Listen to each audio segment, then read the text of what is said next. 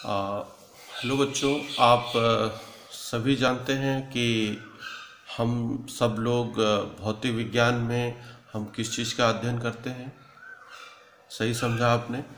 भौतिक विज्ञान में दरअसल बच्चों हम लोग प्रकृति का अध्ययन करते हैं, और प्रकृति के अध्ययन करने के लिए ये बहुत ज़रूरी है इस बात को जानना कि ये प्रकृति को कौन संचालित करता है। जी हाँ, आपको बिल्कुल सही याद आया। इस प्रकृति को संचालित करने वाले 4 बल हैं। इन 4 बलों को मूल बल या fundamental forces in the nature बोला जाता है। आप निश्चित रूप से ये जानते होंगे कि उन 4 बलों में से एक बल वैद्युत बल भी है। जी हाँ, वैद्युत बल ये ऐसा बल है जो हमारे प्रकृति को संचालित करने में एक बहुत बड़ी भूमिका निभाता है। प्यारे बच्चों, आप सभी जानते हैं कि 2 आवेशों के बीच लगने वाले बल को वैद्युत बल कहते हैं। और आप ये भी जानते हैं कि अगर 2 आवेश सजातीय हों तो उनके बीच प्रतिकर्षण का बल लगता है, और अगर विजातीय हों तो उनके बीच आकर्षण का बल लगता है। ये बात आप पहले से जानते हैं। लेकिन क्या आप ये भी जानते हैं कि 2 आवेशों के बीच जो आकर्षण या प्रतिकर्षण बल लग रहा है वो कितनी मात्रा में लग रहा है? जी हाँ, इस बात को बताने के लिए हम आज आपको एक नियम बताएंगे जिसका जो बहुत ही फेमस लॉ है, जिसको आप बोलते हैं कूलॉम्स लॉ या कूलाम का नियम।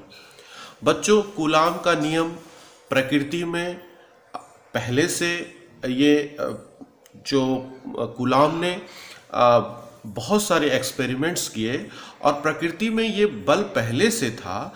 सिर्फ एक्सपेरिमेंट के आधार पे कूलाम ने इस नियम को दुनिया के सामने लाया कि आखिर वैद्युत बल लगते कैसे हैं, वैद्युत बल का मान कैसे ज्ञात किया जाएगा। ठीक, इसका अर्थ कतई ये नहीं है कि कूलाम ने ही वैद्युत बल का आविष्कार किया। वैद्युत बल पहले से प्रकृति में थे, सिर्फ कूलाम ने उनको ऑब्जर्व किया, एक्सपेरिमेंटली ऑब्जर्व किया, और फिर वो किस प्रकार से लगते हैं, क्या उनके फॉर्मूला है, ये सिर्फ उन्होंने दुनिया के सामने लाया। और इसीलिए इस लॉ को हम लोग नाम देते हैं कूलॉम्स लॉ। बच्चों, आपके सामने यहाँ पे एक बिंदु दिखाया जा रहा है। ये बिंदु दरअसल आप कोई बिंदु वस्तु मान सकते हैं। बिंदु वस्तु क्या है? ऐसी कोई वस्तु जिसका साइज बहुत ही छोटा हो। ठीक, इसके ठीक बगल में एक और बिंदु है, ये भी एक बिंदु वस्तु है। इस पर भी इसका भी साइज बहुत छोटा है। अब हमने इन बिंदु वस्तुओं पर कुछ आवेश दे दिए हैं। मान लीजिए पहले बिंदु पर आवेश दे दिया Q1 और दूसरे पर दे दिया Q2। अब ये जो बिंदु हैं इनका नाम रखेंगे हम लोग बिंदु आवेश। इनका नाम रखेंगे बिंदु आवेश। बिंदु आवेश इनको हम क्यों कहते हैं, उसके पीछे कारण है कि यदि किसी आवेश का आकार उसके दूसरे किसी आवेश की दूरी की तुलना में बहुत कम हो तो ऐसे आवेश को आप बिंदु आवेश कहते हैं। बच्चों, यहां पर आपको 2 आवेश दिख रहे हैं, Q1 और Q2। यदि इन दोनों के बीच की दूरी r बहुत ज्यादा हो, किसकी तुलना में ज्यादा हो? इन आवेशों के अपने आकार की तुलना में ज्यादा हो, तो आप इन आवेशों को बिंदु आवेश कह सकते हैं। कूलाम ने ऐसे 2 आवेश लिए और उन दोनों आवेशों को कुछ दूरी पे रखा, सपोज कीजिए r दूरी पे रखा, और अनेक प्रकार से उन्होंने एक्सपेरिमेंट्स करके कुछ कंक्लूजन पर पहुंचे। और वो कंक्लूजन, जो सबसे पहला कंक्लूजन है कूलॉम के नियम का, वो ये है कि इन दोनों बिंदु आवेशों के बीच लगने वाला जो आकर्षण या प्रतिकर्षण बल है वो इन दोनों आवेशों के गुणनफल के अनुक्रमानुपाती होता है। जी हाँ, तो इसी बात को अगर हम मैथमेटिकली लिखें तो हम लिखेंगे F is proportional to Q1 into Q2। हम पहले इस कंक्लूजन का मीनिंग समझते हैं, ये क्या है। बच्चों, कूलाम इस फॉर्मूला से ये बताना चाह रहे हैं कि यदि हम Q1 की वैल्यू को बढ़ा दें तो क्या होगा, F का मान बढ़ जाएगा। अर्थात कि यदि इन दोनों आवेशों में से किसी एक आवेश का मान बढ़ जाए तो इन दोनों के बीच लगने वाला जो आकर्षण या प्रतिकर्षण बल है उसका मान भी बढ़ जाता है। दूसरी तरफ यदि Q2 का मान बढ़ा दिया जाए तो भी देखिए, अगर Q2 बढ़ा दिया जाए तो F की वैल्यू बढ़ जाएगी। इसका मतलब ये हुआ कि यदि इन दोनों आवेशों में से किसी एक आवेश का मान बढ़ाया जाए या दोनों ही आवेशों का मान बढ़ाया जाए तो इनके बीच में लगने वाले बल का मान बढ़ जाता है। यानी कि अगर दो आवेश कम मात्रा के हैं, उनके मान कम हैं, तो उनके बीच लगने वाला बल कम होगा। यदि दोनों आवेशों की मात्राएं बढ़ जाती हैं, उनका मान बढ़ जाता है, तो उनके बीच लगने वाला आकर्षण या प्रतिकर्षण बल का मान भी बढ़ जाता है। यह पहला कंक्लूजन है। दूसरा कंक्लूजन ये बताया उन्होंने कि ये जो दो बिंदु आवेश हैं, मान लीजिए ये दोनों एक दूसरे से r दूरी पर स्थित है। अब इनके बीच में लगने वाला आकर्षण या प्रतिकर्षण बल इनके बीच की दूरी के वर्ग के व्युत्क्रमानुपाती होता है। अर्थात अगर इस बात को हम सूत्र के रूप में लिखें तो हम कहेंगे F is inversely proportional to r square, that is F proportional to 1/r square. इसका क्या अर्थ है, इसका अर्थ को समझिए बच्चों। यदि इन दोनों आवेशों को हम एक दूसरे से दूर ले जाए तो ये r की वैल्यू बढ़ेगी, और जब r की वैल्यू बढ़ेगी तो ये फार्मूला से साफ आपको दिख रहा है कि बल का मान घट जाएगा। दूसरी तरफ यदि इन दोनों आवेशों को एक दूसरे के समीप लाया जाए तो r की वैल्यू घट जाएगी, जिससे कि उनके बीच लगने वाला वैद्युत बल का मान भी बढ़ जाएगा। बच्चों ये बहुत ही फेमस लॉ है, इसको आप वर्ग व्युत्क्रम का नियम या इंग्लिश में इनवर्स स्क्वायर लॉ बोलते हैं। ये इनवर्स स्क्वायर लॉ मात्र आपको ये बताता है कि यदि दो आवेश एक दूसरे से दूर जा रहे हैं, दूर स्थित होंगे, तो उनके बीच कम बल लगेगा। यदि वे एक दूसरे के नजदीक आएंगे तो उनके बीच बल का मान बढ़ जाएगा। इन्हीं दोनों बातों को, यही दो मेन कंक्लूजन हैं, यही दो मेन बिंदु हैं जो कूलाम के नियम को स्थापित करते हैं। यदि इन दोनों बिंदुओं को हम एक साथ सम्मिलित कर दें तो हम फार्मूला लिख सकते हैं F proportional to Q1 into Q2 upon R square. बच्चों यहां पर जो प्रोपोर्शनैलिटी का साइन है इसको हटाएंगे, और जैसे ही हटाएंगे एक कांस्टेंट आएगा। इस कांस्टेंट को हम नाम दे रहे हैं यहां पे स्मॉल k। स्मॉल k का नाम रख रहे हैं स्थिर वैद्युत नियतांक। स्थिर वैद्युत नियतांक का इसका नाम क्यों ऐसा रखा गया है? दरअसल कूलाम का नियम लगाते समय आप इस बात का ध्यान रखेंगे कि ये दोनों आवेश स्थिर होने चाहिए।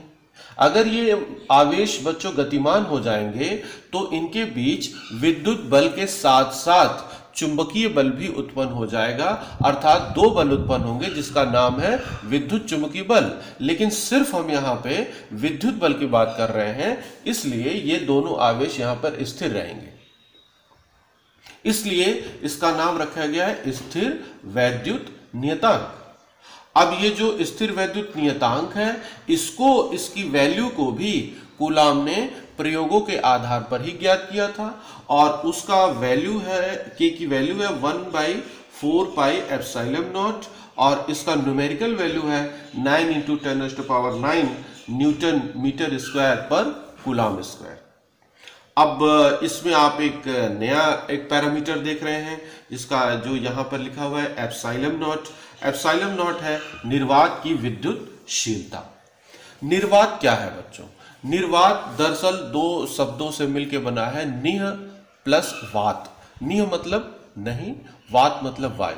एक ऐसा माध्यम की आप कल्पना कीजिए जहां माध्यम के कोई कण मौजूद न हो।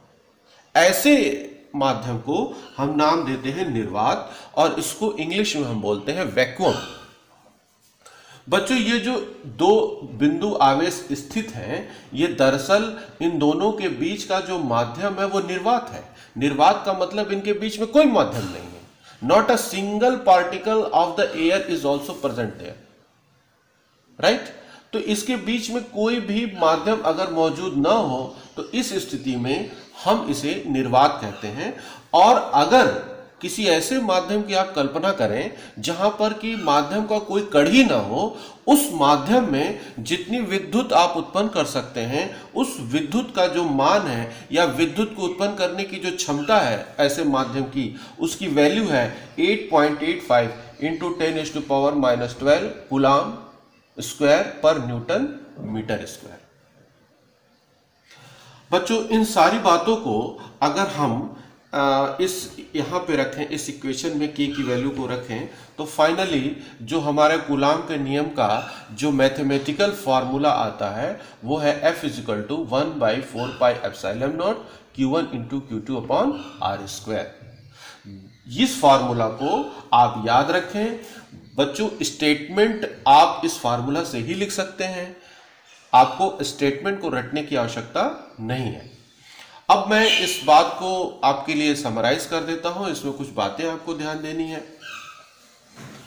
बच्चों, पहली बात कि कूलाम का नियम लगाते समय ये जो दोनों आवेश होने चाहिए, ये बिंदु आवेश होने चाहिए। बिंदु आवेश क्या होते हैं, ये आपसे चर्चा की गई है। दूसरी बात, ये जो दोनों बिंदु आवेश होने चाहिए ये स्थिर होने चाहिए, ये गतिमान नहीं होने चाहिए कूलाम का नियम लगाते समय।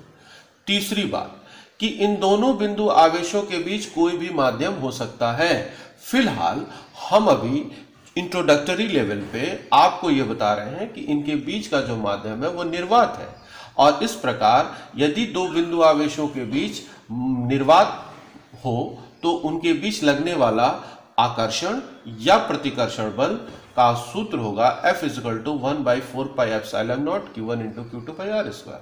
अब चलिए इसको स्टेटमेंट में बोल देते हैं। बिल्कुल इसी फार्मूला से आप स्टेटमेंट बोलेंगे। दो स्थिर बिंदु आवेशों के बीच लगने वाला आकर्षण या प्रतिकर्षण बल उन दोनों आवेशों के गुणनफल के अनुक्रमानुपाती तथा उनके बीच की दूरी के वर्ग के व्युत्क्रमानुपाती होता है।